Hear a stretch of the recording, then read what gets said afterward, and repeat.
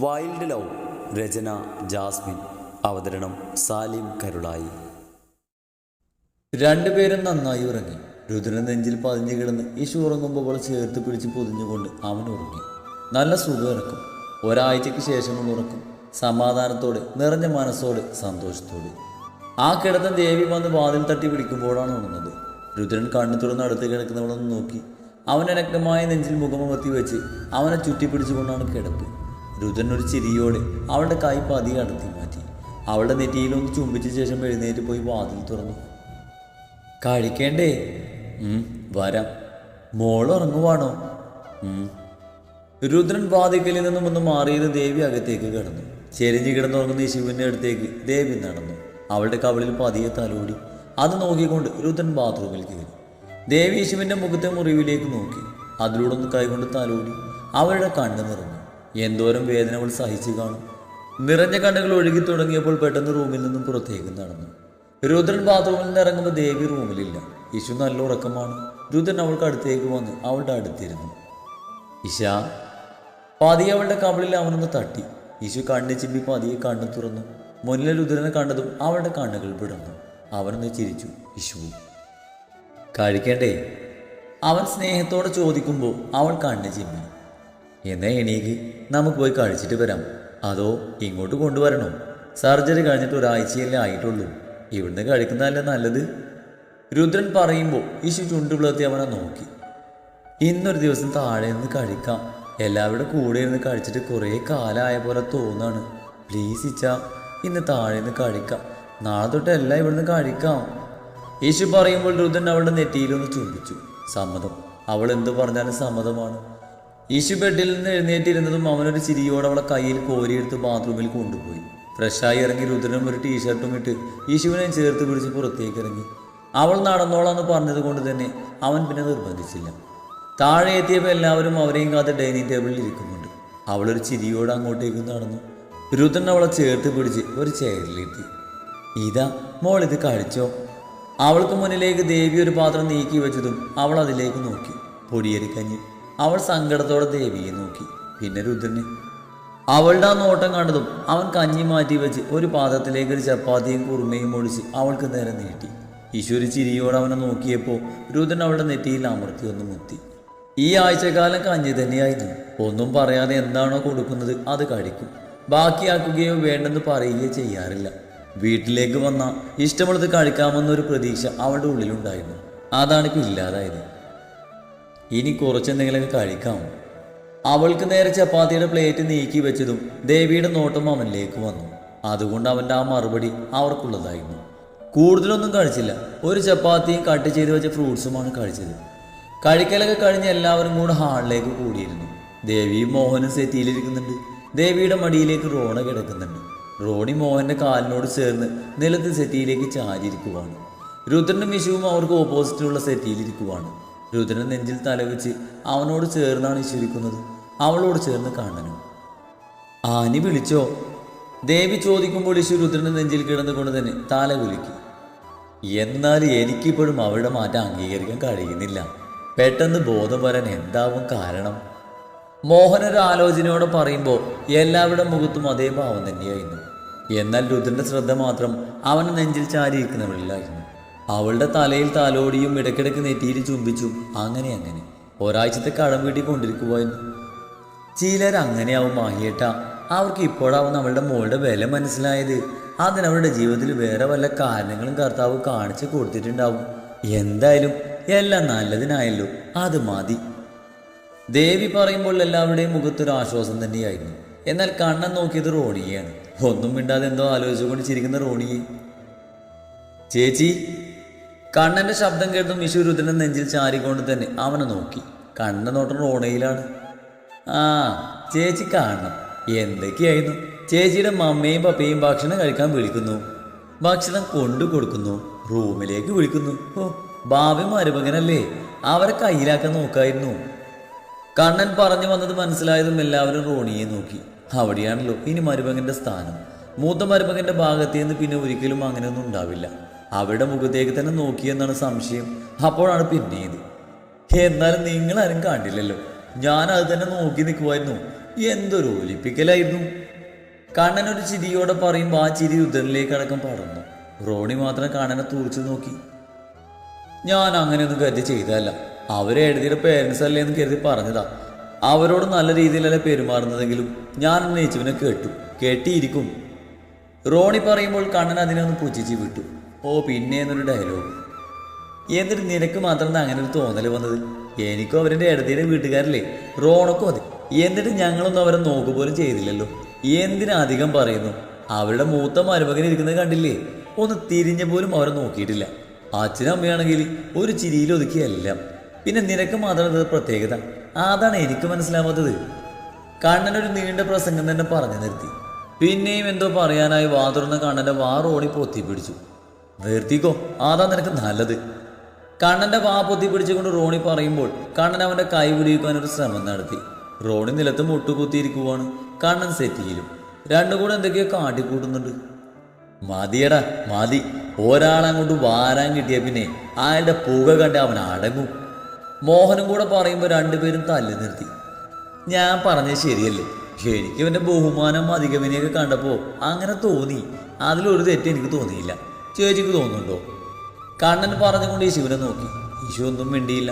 രണ്ടുപേരുടെയും തല്ലുപിടി കണ്ടുകൊണ്ട് രുദ്രൻ നെഞ്ചിൽ ചാരിയിരുന്നു. അതേടാ, അങ്ങനെ തന്നെയാണ്. ഏതൊരാളെയും പോലെ ഞാനും അങ്ങനെ ചിന്തിച്ചു പോയി. അവിടെ സമ്മതവും അവരുടെ റിയാക്ഷനൊക്കെ ആലോചിച്ചായിരുന്നല്ലോ നിങ്ങൾക്കൊക്കെ പേടി. അപ്പം അതൊന്നുമില്ലാതെ എല്ലാ സന്തോഷത്തിലും അവസാനിക്കുകയാണെങ്കിൽ അതല്ല നല്ലത്. റോണി പറഞ്ഞുകൊണ്ട് വീണ്ടും സെറ്റിയിലേക്ക് ചാരി തറയിലിരുന്നു. എല്ലാവരും അവൻ്റെ ആ വാക്ക് കേട്ടതും ചിരിച്ചു. കണ്ണൻ പറഞ്ഞപ്പോൾ ആർക്കും വലിയ വിശ്വാസം ഉണ്ടായിരുന്നില്ല. അവന് വായിൽ വരുന്നതൊക്കെ പറയുള്ളൂ, അങ്ങനെ അതിനെ കണ്ടുള്ളൂ. എന്നാൽ റോണിയും അങ്ങനെ പറഞ്ഞതും എല്ലാവർക്കും ചിരിയാണ് വന്നത്. ചേക്കൻ ശരിക്കും കുപ്പിയിലൊക്കെ നോക്കിയതാണ്. ഓ അത് ശരി, അപ്പൊ കാണാൻ പറഞ്ഞ ശരിയല്ലേ? എന്നാലും റോണി, ഇങ്ങനൊന്നും ഞാൻ പ്രതീക്ഷിച്ചില്ല. കഷ്ടം, വളരെ കഷ്ടം. ദേവിയുടെ മടിയിൽ കിടന്നുകൊണ്ട് റോണിയെ കളിയാക്കിയതും അവിടെ ഒരു കൂട്ടച്ചിരി ഉയർന്നു. രുദ്രന്റെ നെഞ്ചിൽ കിടന്നുകൊണ്ട് ചിരിച്ചു. പക്ഷെ അവളുടെ കയ്യിലേക്ക് വന്നു വീണ് രക്തത്തുള്ളി കണ്ടതും അവളുടെ ചുണ്ടിൽ ചിരി തന്നു. മൂക്കിൽ എന്തൊക്കെയോ ഇഴയുന്നത് പോലെ തോന്നിയതും അവളുടെ വിരൽ കൊണ്ട് മൂക്കിലൊന്ന് തൊട്ടു. ആ വിരലിലേക്ക് നോക്കിയത് രക്തം. ഈച്ച. മുഖമുയർത്തി രുദ്രനെ നോക്കിയതും അവന്റെ മുഖം മാറി. ആ മുഖത്ത് പേടി നിറഞ്ഞു. ഈശ. അവളുടെ മൂക്കിൽ നിന്നും ഒഴുകിയിറങ്ങുന്ന രക്തം കയ്യിൽ തൊട്ടുകൊണ്ട് അവൻ പേടിയോടെ വിളിക്കുമ്പോൾ എല്ലാവരുടെയും നോട്ടം അവരിലേക്കായി. യേശുവിൻ്റെ മൂക്കിൽ നിന്നും വരുന്ന രക്തം എല്ലാവരും പേടിയോടെയാണ് നോക്കിയത്. എല്ലാവരും യേശുവിനെ പൊതിഞ്ഞു. ഏയ് പേടിക്കാനൊന്നുമില്ല. യേശു ചിരിച്ചപ്പോൾ ബ്ലഡ് മൂക്കിലൂടെ വന്നതാ. തലയിലെ മുറി ഉണങ്ങിയിട്ടില്ലല്ലോ, അതാണ് പ്രശ്നം. അങ്ങനെ ഉണ്ടാവും. നന്നായി ഇളകാനൊന്നും പറ്റില്ല. അതാണ് കുഴപ്പമില്ല, അത് നിന്നോളും. റോണ പറയുമ്പോൾ യേശുവിൻ്റെ കണ്ണുകൾ നിറഞ്ഞൊഴുകി. ഒന്ന് ചിരിക്കാൻ പോലും പറ്റുന്നില്ലല്ലോ, അതാണ് അവൾ ചിന്തിച്ചത്. ബ്ലഡ് ഒപ്പിയെടുക്കുമ്പോൾ യേശുവിൻ്റെ കണ്ണിൽ നിന്നും ഒഴുകിയിറങ്ങുന്ന കണ്ണുനീർ അവൻ്റെ കയ്യിൽ വന്ന് തട്ടി. രുദ്രനൊന്നും മിണ്ടിയില്ല. രുദ്രൻ പതിയെ യേശുവിനെയും കൊണ്ട് മുകളിലേക്ക് കയറിപ്പോയി. അവർ പോകുന്നത് നോക്കി നിന്ന് എല്ലാവരുടെയും കണ്ണുകൾ ഒരുപോലെ നിറഞ്ഞു. രുദ്രൻ യേശുവിനെയും കൊണ്ട് റൂമിൽ വന്ന് അവളെ നെഞ്ചോട് ചേർത്ത് സെറ്റിയിലിരുന്നു. പേടിയുണ്ടോ? അവനെ നെഞ്ചിൽ ഒന്നും മിണ്ടാതെ അവനെ പുണർന്നിരക്കുന്നവളുടെ തലയിൽ തലോടിക്കൊണ്ട് അവൻ ചോദിച്ചു. പേടിയല്ലേച്ചാ, ഒന്ന് ചിരിക്കാൻ പോലും പറ്റുന്നില്ലല്ലോ എന്ന സങ്കടമാണ്. ഇനി എത്ര നാളൊരു രോഗിയെ പോലെ ഞാൻ ഈ റൂമിൽ ഒതുങ്ങി കൂടേണ്ടി വരും. അത് പറയുമ്പോൾ അവളുടെ കണ്ണുകൾ നിറഞ്ഞു. ശബ്ദമിടറി. രുദ്രൻ ഒന്നും മിണ്ടാതെ അവളെ ചേർത്ത് പിടിച്ചിരുന്നു. അവളെ സമാധാനിപ്പിക്കണമെന്നുണ്ട്, പക്ഷെ അവൻ്റെ വാക്കുകൾ മിടറും. ഒരുപക്ഷെ അവളേക്കാളും വേദന അവൻക്കാവും. കുറച്ചധികം നേരം രണ്ടുപേരും അങ്ങനെ തന്നെ ഇരുന്നു. യേശുവിനും മരുന്നൊക്കെ കൊടുത്ത ശേഷം രണ്ടുപേരും ഉറങ്ങാനും കിടന്നു. കുറച്ചു മുമ്പ് കിടന്നുറങ്ങിയത് കൊണ്ട് തന്നെ രണ്ടുപേർക്കും ഉറക്കം വരുന്നില്ല. ഇശ, ഉറക്കം വരുന്നില്ലേ? പിന്നെയും മൗനം. ഒരുപക്ഷെ വിവാഹം കഴിഞ്ഞിട്ട് ആദ്യമായിട്ടായിരിക്കും അവർക്കിടയിൽ ഇങ്ങനെ ഒരു മൗനം. രണ്ടുപേരുടെയും കണ്ണുകൾ ഒരുപോലെ നിറഞ്ഞിരുന്നു. കുറച്ചു കഴിഞ്ഞ രുദ്രൻ അവനെ നെഞ്ചിലേക്ക് നോക്കി. ആ കണ്ണുകൾ അടഞ്ഞു പോകുന്നുണ്ട്. മരുന്നിന്റെ ക്ഷീണാണ്. അവൾ ഉറക്കത്തിലേക്ക് വീണു. രുദ്രൻ പതിയെ അവളിൽ നിന്നും ഒന്ന് അകന്നു. റൂമിലെ മങ്ങിയ വെളിച്ചത്തിൽ അവളുടെ മുഖത്തേക്ക് അവൻ സൂക്ഷിച്ചു നോക്കി. നെറ്റിയിലും മുറിവുണങ്ങി വരുന്നു. കവളിലും ചുണ്ടിലും താടിയിലുമൊക്കെ അടയാളങ്ങളുണ്ട്. ചുണ്ടിലെ മുറിവിൽ അവനവൻ്റെ തള്ളവിരൽ കൊണ്ട് പതിയെ തലോടി. അവൻ്റെ പല്ലുകൾ കൊണ്ട് മാത്രമേ ആ ചുണ്ടിൽ മുറിവുണ്ടായിട്ടുള്ളൂ. ആ മുറിവ് സുഖമുള്ള വേദനയെ അവൾക്ക് സമ്മാനിച്ചിട്ടുള്ളൂ. പക്ഷേ ഇത് അവനെ നെഞ്ചി വെങ്ങി. മുഖം താഴ്ത്തി അവളുടെ മുറിവിൽ അവനൊന്ന് ചുംബിച്ചു. ചുണ്ടിൽ മാത്രമല്ല, നെറ്റിയിലും കവളിലും താടിയിലും ഒക്കെ. യേശുവിനെ കെട്ടിപ്പിടിച്ച് അവളുടെ നെഞ്ചിൽ കുറച്ചു നേരം അവൻ കിടന്നു. നിറഞ്ഞ കണ്ണുകളിൽ നിന്നും കണ്ണുനീർ ഒഴുകിയിറങ്ങാൻ അവൻ സമ്മതിച്ചില്ല. പെട്ടെന്ന് അവൻ്റെ ഫോൺ റിങ് ചെയ്തതും അവനെ ഓണാക്കി ചെവിയിൽ വെച്ചു. ഒന്നും മിണ്ടാതെ പറയുന്നതെല്ലാം കേട്ട് ആ കോൾ അവൻ കട്ടാക്കി. എന്നിട്ട് യേശുവിൻ്റെ നെഞ്ചിൽ നിന്നും പതിയെ അടന്നു മാറി അവളുടെ മുഖത്തേക്ക് നോക്കി. ഒന്നും അറിയാതെ ഉറങ്ങുവാണ്. അവളുടെ നെറ്റിയിൽ ഒന്നുകൂടെ ചുംബിച്ചുകൊണ്ട് അവൻ ഡ്രസ്സിംഗ് റൂമിൽ കയറി ഒരു ബ്ലാക്ക് പാൻറ്റും ബ്ലാക്ക് ഹൂഡിയും ഒക്കെ ഇട്ട് അവൻ യേശുവിനെ ഒന്നുകൂടെ നോക്കി പുറത്തേക്ക് നടന്നു. അപ്പോഴവൻ ഇച്ഛയായിരുന്നില്ല, ഏട്ടനായിരുന്നില്ല, മകനായിരുന്നില്ല, നാഥ്. എല്ലാവരും പറയുന്നത് പോലെ ചെകുത്താൻ. താഴേക്ക് ഇറങ്ങിയതും അവനെ കാത്തുന്ന പോലെ സെറ്റിയിൽ റോണിയും അശോക് ഇരിക്കുന്നുണ്ട്. രുദ്രനെ കണ്ടതും 3 പേരും എഴുന്നേറ്റു. നിങ്ങളെങ്ങോട്ടാ? റോണിയെയും നോക്കിയാണ് രുദ്രൻ അത് ചോദിച്ചത്. അവർ പരസ്പരം നോക്കി. ഞങ്ങളെ ഏട്ടൻ്റെ കൂടെ. വേണ്ട, ഞാൻ പോകുന്ന സ്ഥലത്ത് നിങ്ങളുടെ ആവശ്യമില്ല, പോയി ഉറങ്ങിക്കോ. രുദ്രൻ ഗൗരവത്തിൽ പറയുമ്പോൾ 2 പേരൊന്നും മിണ്ടിയില്ല. രുദ്രൻ അശോകനെ നോക്കിയതും അവൻ മുന്നിൽ നടന്നു. പിന്നാലെ രുദ്രനും. ഏട്ടാ, എന്തെങ്കിലും ഉണ്ടെങ്കിൽ വിളിക്ക്, ഞങ്ങൾ വരാം. പിന്നിൽ നിന്ന് റോണ പറഞ്ഞതും രുദ്രൻ ഒന്ന് നിന്നു. ഞാൻ പറഞ്ഞു, അവിടെ നിങ്ങളുടെ ഒരു ആവശ്യവുമില്ല, ഉറങ്ങിക്കോ. ആ ഉറങ്ങിക്കോ എന്നതിലുണ്ടായിരുന്നു അവൻ വിളിക്കില്ലെന്ന്. റോണയും രുദ്രനും അശോകും പോകുന്നതെന്ന് നോക്കി സീറ്റോട്ടിൽ നിന്ന് അവർ പോയതും അകത്തേക്ക് കയറി വാതിലടച്ചു. ലോകാക്കി തിരിഞ്ഞതും മുന്നിൽ നെഞ്ചത്ത് കൈയും കെട്ടി കണ്ണൻ. പെട്ടെന്ന് അവനെ കണ്ടതും 2 നെഞ്ചത്ത് കൈവച്ചു. വിചാരിക്കാത്ത സമയത്ത് പെട്ടെന്ന് അവനെ ബാഗിൽ കണ്ടപ്പോൾ 2 പേരൊന്ന് പേടിച്ചു. അയ്യേ, നിങ്ങൾക്ക് ഇത്രയുള്ളൂന്ന് അതിപ്പോഴേ ഏട്ടന് ശരിക്കും മനസ്സിലായത്. അതുകൊണ്ടാ ഏട്ടൻ ഇന്ന് നിങ്ങളെ കൊണ്ടുപോകാതിരുന്നത്. മനസ്സിലായോ മണ്ടന്മാരെ? കണ്ണൻ അവർക്ക് അടുത്തേക്ക് വന്ന് കളിയോടെ പറയുമ്പോൾ റോണിയും പല്ല് കടിച്ചു. ഓ, എന്തൊക്കെയായിരുന്നു ഇങ്ങനെയുള്ള കാര്യങ്ങളൊക്കെ എന്നെ കൊണ്ടുപോകാത്തത്. എനിക്ക് പേടിയുള്ളത് കൊണ്ടാന്ന് പറഞ്ഞ നന്ദിയില്ലാത്തവനല്ലടാ നീ. റോണയെ നോക്കിയാണ് കണ്ണനത് പറഞ്ഞത്. റോണൊന്നും മിണ്ടിയില്ല. വായിൽ വന്നതൊക്കെ പറഞ്ഞിട്ട് പോട്ടെ, മറുപടി കൊടുത്താൽ പറയുന്നത് അധികമാകും. എന്നിട്ടിപ്പോൾ എന്തായി? ഏട്ടൻ കൊണ്ടുപോയില്ലല്ലോ. അവൻ കളിയാക്കി പറയുമ്പോൾ റോണിയും അവനെ നോക്കാതെ മുന്നോട്ട് നടന്നു. പോകല്ലേ നീ കൂടെ പന്നി, പോയി ഉറങ്ങടാ. അവൻ നട്ടപ്പാതിരക്ക് മനുഷ്യനെ കളിയാക്കാൻ ഇറങ്ങിയിരിക്കാണ്, പോരിട്ട്. റോണി അവനെ നോക്കാൻ അത്രയും പറഞ്ഞുകൊണ്ട് മുന്നോട്ട് നടന്നു. ചെക്കൻ്റെ മുന്നിൽ നിന്ന ഇനിയും പലതും കേൾക്കേണ്ടി വരും. അവനെ നോക്കാതെ 2 പേരും മുകളിലേക്ക് നടന്നതും അവനും പിന്നാലെ കയറി. പക്ഷേ കണ്ണൻ നേരെ പോയത് രുദ്രന്റെ മുറിയിലേക്കാ. നീ എങ്ങോട്ടാ? ഞാനുറങ്ങാൻ. റോണി ചോദിക്കുമ്പോൾ രുദ്രന്റെ റൂമിന്റെ ഡോറ് തുറന്ന് അവൻ അവർക്ക് മറുപടി കൊടുത്തു. അതിനെന്തിനാ നീ ഏട്ടത്തിൻ്റെ അടുത്തേക്ക് പോകുന്നത്? നിന്റെ റൂമിൽ പോയി കിടക്കടാ. ഒന്ന് പോടാ, ഏട്ടൻ വരുന്നത് വരെ ഞാൻ ചേച്ചിയുടെ കൂടെയാണ്. 2 മണ്ണുണ്ണികളും പോയി ഉറങ്ങാൻ നോക്ക്, പോ. അതും പറഞ്ഞുകൊണ്ട് അവൻ വേഗം വിഷുവിൻ്റെ റൂമിൽ കയറി വാതിലടച്ചു. മണ്ണുണ്ണി വിളിച്ചതിന് മിക്കവാറും കിട്ടാനുള്ള ചാൻസ് കൂടുതലാണ്. അതാണ് വേഗം അവിടുന്ന് മുങ്ങിയത്. വാതിലടച്ച് കണ്ണൻ ബെഡിൻ്റെ അടുത്തേക്ക് നടന്നു. ഇച്ചു ചെരിഞ്ഞ് കിടന്നുറങ്ങുവാണ്. കണ്ണൻ പതിയെ ശബ്ദമൊന്നും ഉണ്ടാക്കാതെ അവൾക്കടുത്ത് കിടന്നു. ഒന്ന് ഉയർന്നു വന്ന് അവളുടെ നെറ്റിയിൽ ചുംബിച്ചു. അവൾക്കവൻ ആരായെന്നൊന്ന് മനസ്സിലായ ദിവസങ്ങളായി ഈ ഒരാഴ്ചക്കാലം അവളില്ലാത്ത വീട്. എന്തൊക്കെ പറഞ്ഞാലും ചെയ്താലും വഴക്ക് പറയാതെ ദേഷ്യപ്പെടാതെ എല്ലാം ഒരു ചിരിയോടെ കേട്ടു നിൽക്കും, എന്തിനും കൂടെ നിൽക്കും. ആദ്യമായി അവളെ കണ്ട രംഗം അവൻ ആലോചിച്ചു. അവളെ നോക്കി കണ്ണുരുട്ടിയപ്പോൾ പേടിച്ചത്, മുഖം താഴ്ത്തിയത്, പേടിയോടെ രുദ്രന്റെ നെഞ്ചിലേക്ക് ചേർന്ന് നിന്നത്. കണ്ണൻ ഒരു ചിരിയോടെ അവളുടെ കവളിൽ തലോടി.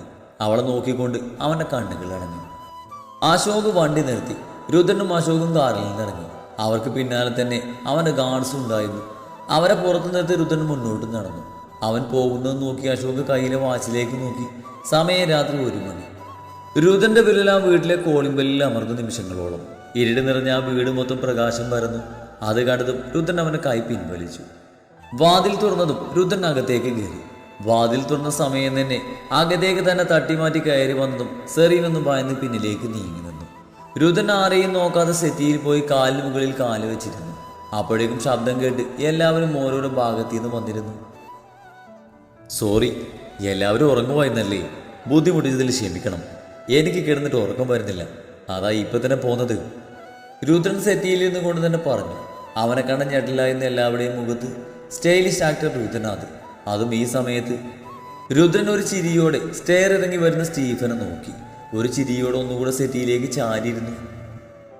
ആളിൽ സെറ്റിയിൽ കാലിന് മുകളിൽ കാല് വെച്ച് സെറ്റിയിലേക്ക് ചാരി കൈമുട്ട് തലക്ക് സൈഡിലെ സെറ്റിയിലേക്ക് വെച്ചിരിക്കുന്നവനെ കണ്ടതും സ്റ്റീഫന് തല കറങ്ങുന്നത് പോലെ തോന്നി. അവിടെ ഉണ്ടായിരുന്നു, കാണാതെ വന്നപ്പോൾ ഞാൻ കരുതി ഇവിടെ കാണില്ലെന്ന്. വന്നിരിക്ക്, എനിക്ക് കുറച്ച് കാര്യങ്ങൾ പറയാനുണ്ട്. രുദ്രൻ പറയുമ്പോൾ സ്റ്റീഫൻ അവിടെ തന്നെ നിന്നു. ഈ നേരത്തെ അവൻ്റെ വരവ് അത് ശരിയല്ല. അവൻ്റെ വരവേ ശരിയല്ല. ആ ഇരുത്തവും നോട്ടവും സംസാരവും എല്ലാം എന്തൊക്കെയോ കണക്കാക്കിക്കൊണ്ടുള്ളതാണെന്ന് ഉറപ്പ്. സ്റ്റീഫൻ ചുറ്റും നോക്കി. ആൽബി മരിച്ചിട്ട് ഒരാഴ്ചയായിട്ടുള്ളൂ. അതുകൊണ്ട് വീട്ടിലെല്ലാവരും ഉണ്ട്. സെറീനയുടെ പപ്പയും അമ്മയും സഹോദരങ്ങളും അവരുടെ മക്കളും സ്റ്റീഫൻ അനിയനും മക്കളും എല്ലാവരും ഉണ്ട്. ആനിയും ജോണും വന്നിരുന്നു. ചടങ്ങ് കഴിഞ്ഞതും പോയി. നിന്നില്ല. ആ തിരക്കണിയില്ല, അതിൻ്റെ കാരണം തിരക്കിയില്ല. പക്ഷെ ഇപ്പോൾ എന്തൊക്കെയോ മനസ്സിൽ തെളിയുന്നുണ്ട്. സ്റ്റീഫന്റെ നോട്ടം വാതിലിൽ നിൽക്കുന്ന അശോകിലേക്ക് നീണ്ടു. സ്റ്റീഫനെ തന്നെ നോക്കിയൊരു ചിരിയോടെ നിൽക്കുവാണ്. സ്റ്റീഫന്റെ തൊണ്ട വരണ്ടു, ശരീരം വീർത്തു.